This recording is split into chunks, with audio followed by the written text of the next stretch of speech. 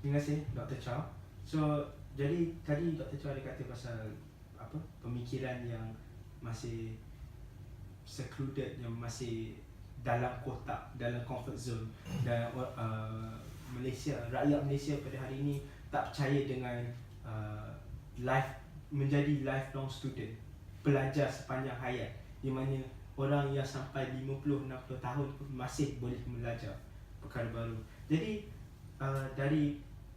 dari pendapat, berdasarkan pendapat Dr. Chow, apakah yang Dr. Chow buat untuk memastikan setiap pelajar berminat dan memberi perhatian terhadap musikologi Malaysia untuk membangunkan Malaysia, bukan dari segi musikologi saja?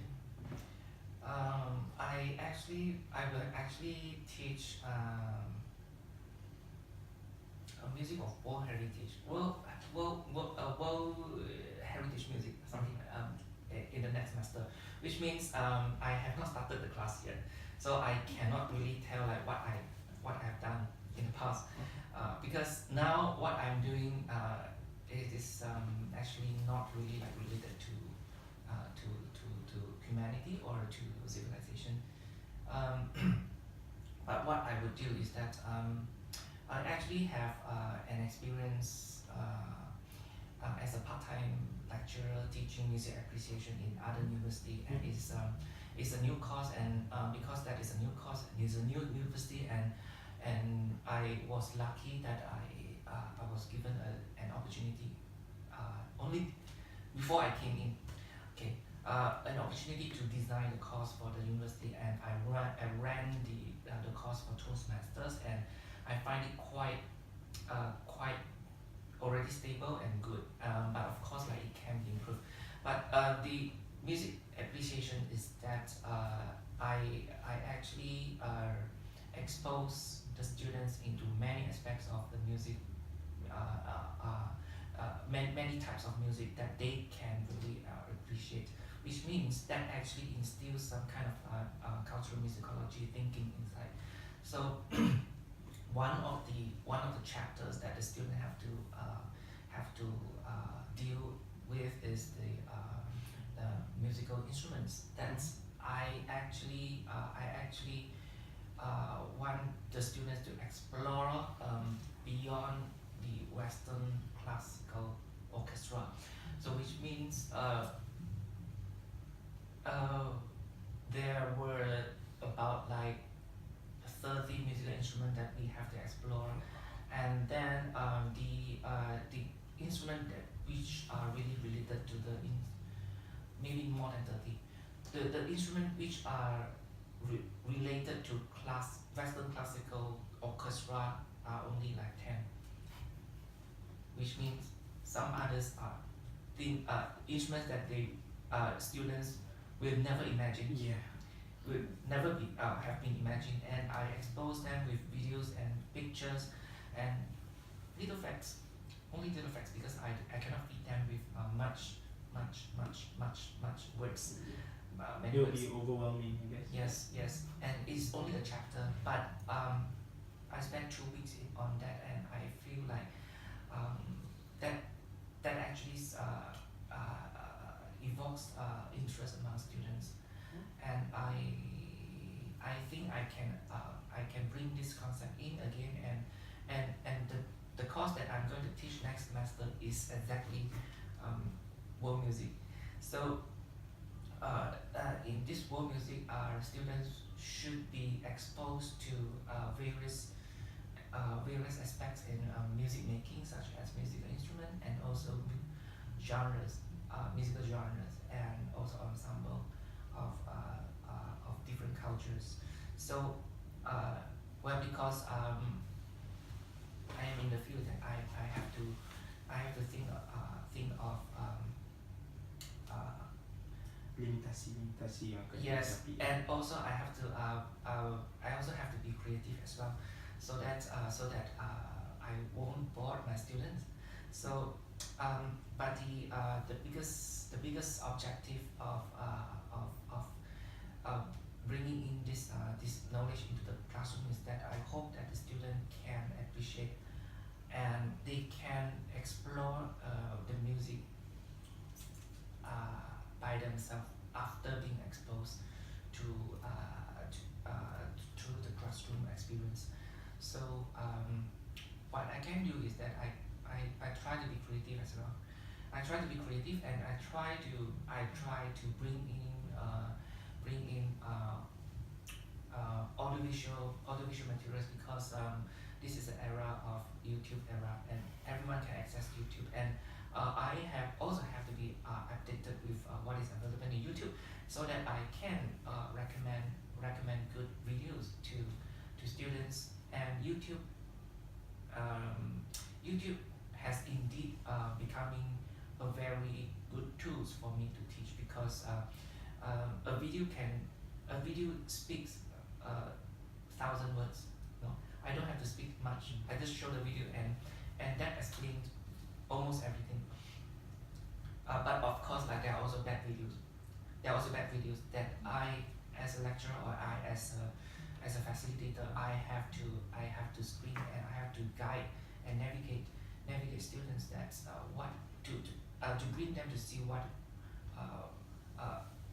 good videos and not bad videos. Okay, so khususnya dari segi musicology, berdasarkan apa Dr. Chow sedang buat di UPM, antara cabaran yang Dr. Chow menghadapi khususnya dalam mengajar, mendidik musicology adalah tidak mahu overwhelm, tidak mahu menyemai banyak sangat ilmu kepada pelajar. Betul?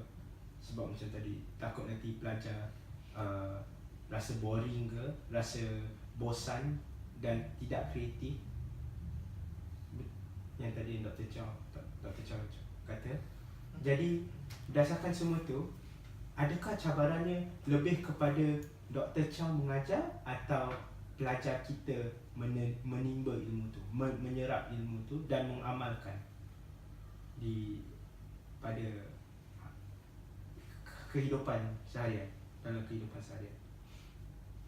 I think nowadays, I think it's more about a suitable method for in the modern time, because I don't think being using the conventional teaching method in like an old professor in a big university, and always writing stuff on the whiteboard or blackboard is effective enough, because the challenges of the time is that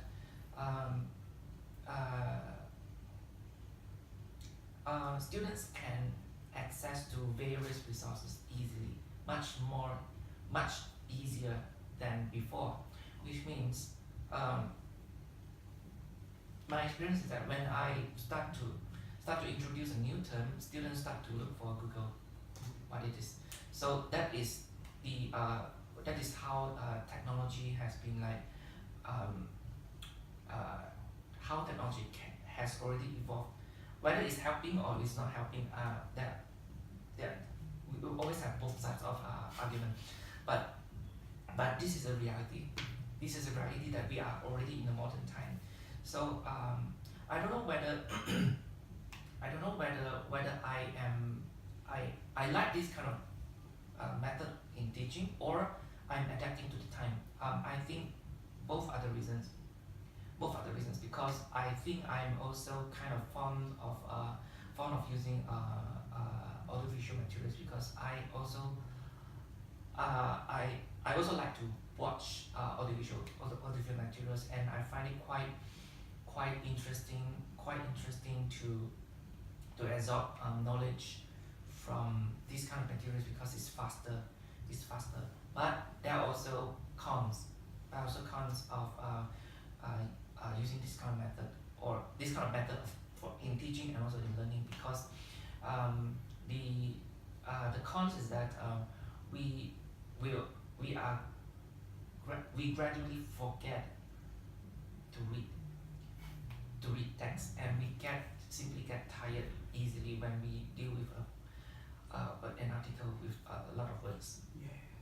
And we forgot how to write. handwriting. We forgot. So Academically, like baca untuk membaca, not baca untuk okay, something like that. Right? You're talking about absorbing the information and in general, even though when you start to work and if you look at your colleagues, everyone is the same. Everyone is the same. Is that actually the reading rate in Malaysia is low, really low. I don't know whether they considered watching documentary as a part of the reading, but if reading books or newspaper or whatever is getting low, and nowadays people don't really buy newspaper anymore. They read from the web, and that is also people also read news from Facebook as well.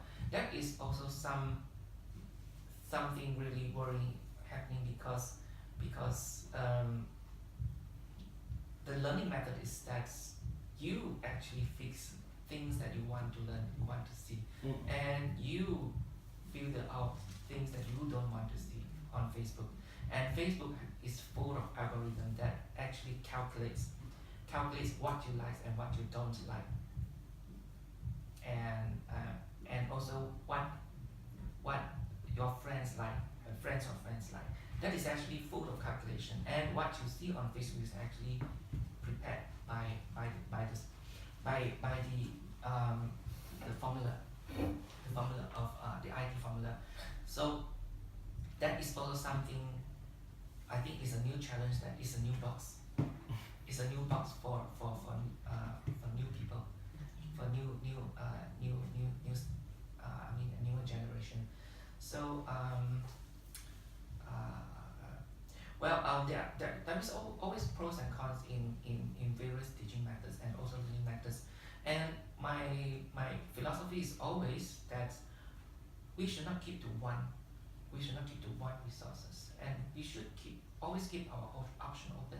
We can keep to one method of learning or teaching as the main thing, but we always look for other options and we modify or we adapt to other methods when it is suitable, so that all these methods are complementing. It will complement our learning. It works hand in hand, in tandem with each other. Yes, hand in hand. Very familiar.